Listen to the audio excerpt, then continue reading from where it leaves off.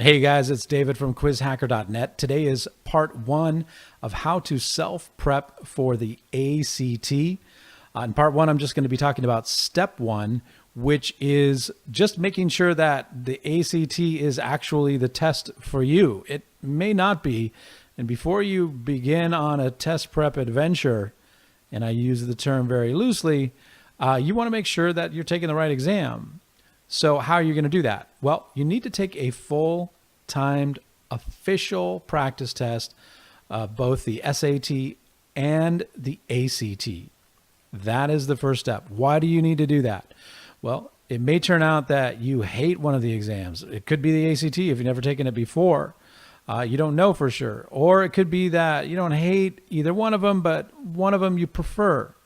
And that's something you should consider before embarking on prep, because you're going to be spending a lot of time with this exam, right? If you enjoy one a little bit more or you dislike one a little bit less, then that's something to take into consideration when choosing which test to take. Also, and probably more importantly, you may just have a natural advantage on one. You may get a higher score on the SAT or the ACT, but you want to know, like, do I just for some reason do better on one or the other? That should carry a lot of weight in the decision of which test to take. By the way, don't take both. Well, you can take both, but don't plan to invest a lot of time and energy and expense in prep for both. That's dividing your effort and for no benefit, really. There's no benefit. In 99.9% of the cases, you don't get any benefit from taking both exams. Choose one and put all your eggs in terms of prep investment in that basket.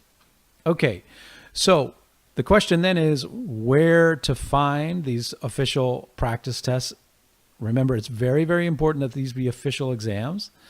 And it's easy to find those. If no other place, go to my website.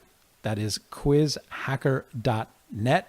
If you click on the resources page, you will find links to 5 real official ACTs. I recommend taking the 2015-2016 ACT. That's the first one on the list. So you can just click that link, download it, print it out, and take it.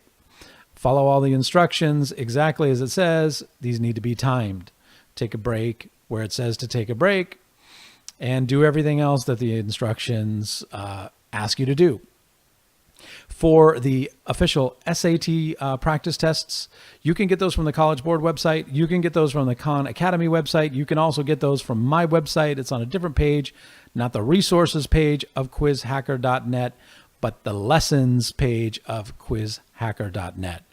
So get your 2 practice tests. You obviously don't take them both on the same day.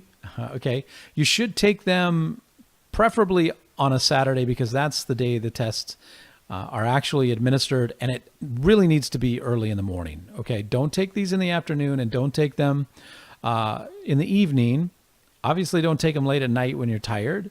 Take them early in the morning, 7:30, 8, 8:30, 9, something like that, preferably on a Saturday or a Sunday, because you want to approximate the real test experience as closely as you can, and that's when, Saturday mornings are when these tests are administered. Okay, so you've now downloaded, printed, and taken these exams. Now you want to compare the scores, and this is actually first you have to score the exams, right? There's a key that you can download for these, the same place you find the download for the exams. So you download the key and follow all the scoring instructions. It's kind of annoying. It's a bit of a pain, but you need to do it. And then you're going to compare the scores. Now, this is the part that is actually pretty tricky. The scores are scaled completely differently, and so it's not so easy to figure out, like, which one did I do better on. You cannot just count up the number of correct answers and say, okay, well, I answered 75% of the reading questions on this test correctly and 65% of the reading questions on that test correctly. So, automatically I must be better on the 75% one. You can't do it that way. It's more complicated than that. You need to use a concordance. And if you're worried about that and not sure how to proceed, just send me an email with your scores, with your 2 scores.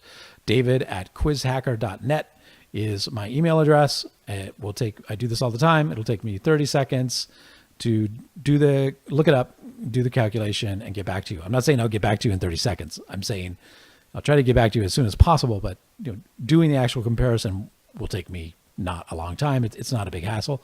I'm happy to do it. In the next installment of this series, I will talk about the next step for prepping, self-prepping for the ACT. Until next time, see ya.